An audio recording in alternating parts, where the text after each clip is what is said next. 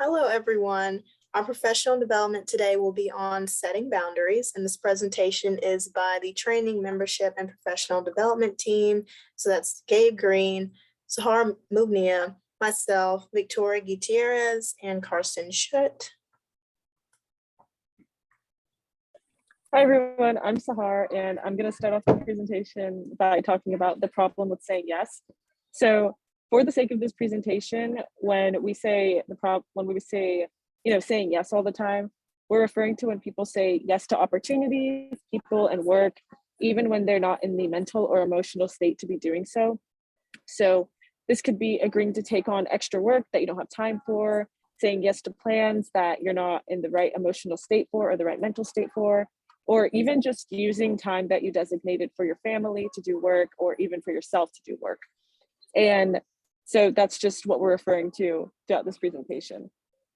This results from a lot of different things. The main few I have listed on the screen right now.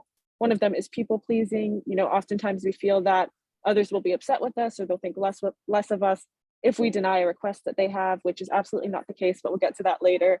So that's the reason a lot of people tend to say yes, even when they don't want to. It's also a result of maybe lower self-value. You feel that you have to give a lot of yourself away and you're not taking care of your own mental health and your own emotional state. So you're often not valuing yourself and not taking care of yourself the way that you should be. Also, on that same vein, it's kind of out of fear of judgment from others, feeling that others are going to look down on you if you say no or be upset with you. And oftentimes, I actually found in research, it's a result of upbringing.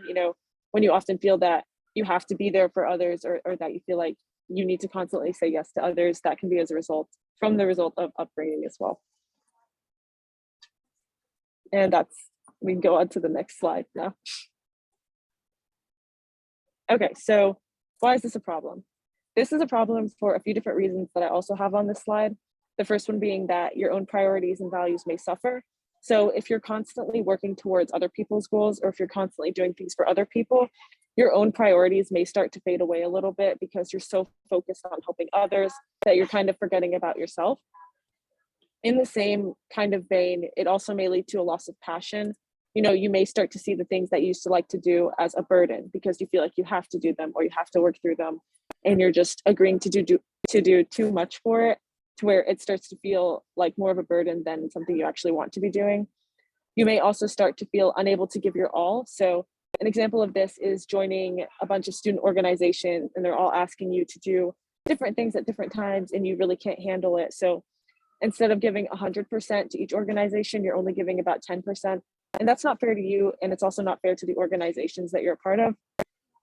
Another problem is that others may take advantage of you. They may see you as someone who's easy to get to do things for them or to do their work for them. And we also mentioned earlier, this could lead to mental health issues. Studies show that this can lead to things like anxiety and depression and just overall poor mental health. So that's the main reason that's a problem. We can go on to the next slide. And this slide is just a quote, and it says, "Givers need to set limits because takers rarely do." So now we will talk about learning to say no. As some of us may know, learning to say no can be very difficult, especially if you're used to, like Sahar said, saying yes to everything. Some of the reasons that people avoid saying no is because they kind of fear letting others down. They don't want to feel like a letdown. They want to be seen as dependable. They want to be seen as that person who everyone can go to for everything and rely on. People really don't want to worry about hurting other people's feelings. They feel like saying no might cause someone's feelings to get hurt. And people often feel guilty after saying no because they feel like people will look at them differently or be upset with them or, going back to hurting people's feelings. So that's why they feel guilty. So to help with this, we've come up with 3 R's for learning to say no. The first is recognize. The first thing to do is to recognize that it's okay to say no. It's okay to prioritize yourself or other things. So it's okay to say no. Recognize when to say no. So this is kind of a workplace thing. If something is mandatory, you're probably not going to want to say no to it. But if something is optional, then it's okay to say no. Another example would be, like student organizations. If you're not the only person in the organization, then, they can always ask someone else can step in for you. And so it will be okay to say no in that environment. The second R is reason. You'll want to have a reason why you want to say no. Not that you owe anyone and everyone an explanation, but it's okay, you should have a reason in case someone does ask you. So going back to that mandatory stuff with the workplace environment, if your boss or supervisor says, well, why can't you do this? You'll want to say something more than, I don't know, so have a reason in case someone asks. The last one, and I'd argue the most, important one, is to respond. You'll want to respond in a nice way. Please don't respond rudely to anyone, even if it's, person to person interaction. Don't be like, no, I can't do that. Like, don't have too much force in your voice. You'll want to respond nicely. So, two ways to do that would be, I really appreciate the opportunity, but unfortunately, I'm unable to do this at this time, or I'm glad that you trust me with that task, but I'm unable to do so at this time. So here's a quote by Paulo Coelho. When you say yes to others, make sure that you are not saying no to yourself. So that goes back to the learning to set those, or this will actually be explained in further detail by Gabe when it comes to setting boundaries. Also, it's okay to say no. You are not obligated to say yes if something is not mandatory. Also, you define your own priorities and you're responsible for setting your own boundaries. And that's the first step to having people, respect your time, is to set those boundaries and your own priorities. You're also your own priority. Like, you should be your number one priority. You shouldn't be extending yourself or overexerting yourself, trying to do everything for everyone else. And then at the end of the day, you're not you're not, you don't have time for yourself. You're neglecting yourself. That's the word I was looking for. You shouldn't feel neglected by yourself while everyone else is having what they need from you. Also, life goes on. That goes back to not wanting to say no.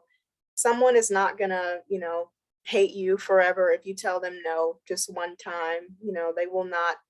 They should not look at you differently. So that's why it's okay to say no.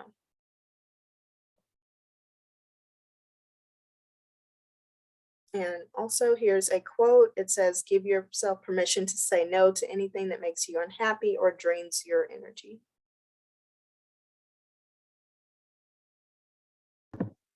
So setting boundaries and saying no is very important.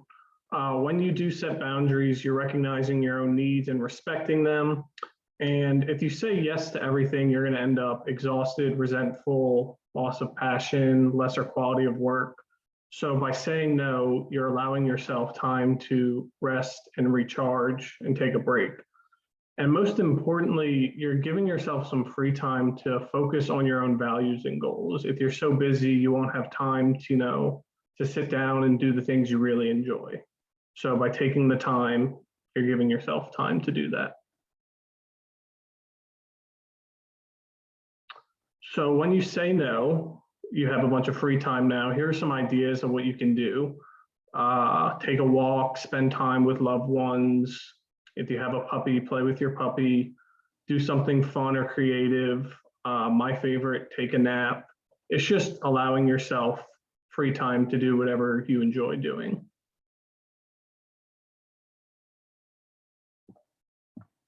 So when to say no or when to say yes. This comes down to a few things: knowing your own limits. You know how much you can handle. You know what you can't handle. You have to recognize your own limits and make that decision. Time management is very important. I have a giant whiteboard that at the beginning of the week, I write down everything that I have going on. So I know, okay, I have this much time this week. I can't afford to do anything else. I can afford to add some things. Your emotional state. So how stressed are you that week? How busy are you that week? What is going on? Do I need to say no to some things? Can I say yes to some things? And then self-care, taking care of yourself, making sure you're in an emotional stable place, that you're feeling good. And then obviously interest in what you're being asked to do. There are some things you're going to be asked to do that you really don't want to, but maybe you have to. And then there are some things that you really want to do, but maybe you don't have the time. So it really depends on how interested you are. Maybe you sacrifice some of your time because you're really interested in doing it. Maybe you have the time, but you really don't want to do it. Then you would make that decision. So conclusion, it's okay to say no, but when you say yes, when you can't say no, or you want to say no, it leads to more stress, loss of passion for the work, and lesser quality of work. And as Tasia said, the 3 R's: recognize when to say no, and that it's okay to say no, reason why you want to say no, and then most importantly, respond politely so you don't burn any bridges. And then when you do say no, it allows for some self-care and free time.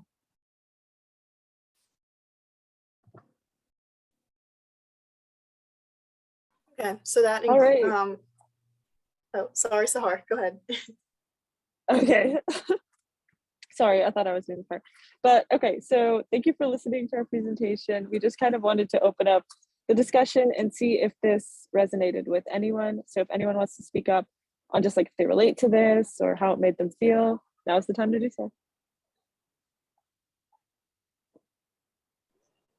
I personally, oh, sorry. Sorry, Whoever go ahead. wants to go. Okay, I'll go real fast.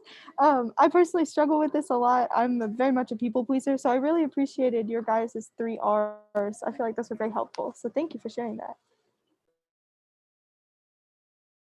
I was going to say it resonates with me as well. I'm the type of person, I would not call myself a people pleaser at all, but I would call myself the type of person that likes to be helpful and likes to be dependent on, but sometimes things can get overwhelming. So that was part of the inspiration for this presentation, because we're kind of in an environment at the moment where a lot of us are feeling like we're being asked to do quite a few things, and that can get to the place where, you know, you're saying yes so much that you're kind of starting to neglect yourself. So yeah, that definitely resonates with me. And I'm also going to stop sharing so I can see everyone.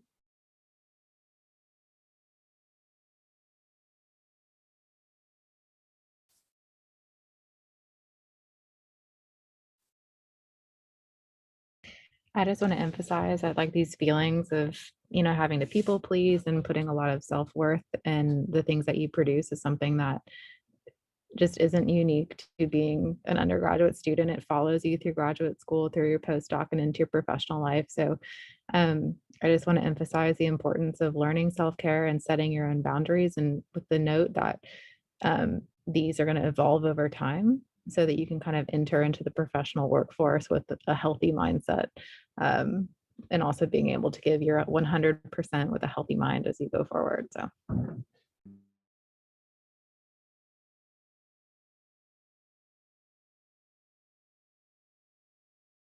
Was anyone else helped by the 3 R's?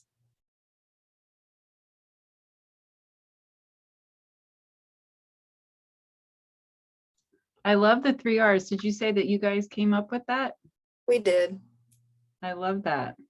I love that. That's such a great, of course, now I'm going to say, oh, you should write about that and publish about it. That'd be great for the social media team to turn into a post at some point too. I love it. Yeah. It's really helpful to remember. It's a great guideline. I'd send it out as a meeting recap. Yeah. For next week, in case you missed it. That's right. Well, thank you, team. You guys did a great job, and thank you for the engagement of everyone. I'm going to stop recording now, and we can share this with everyone.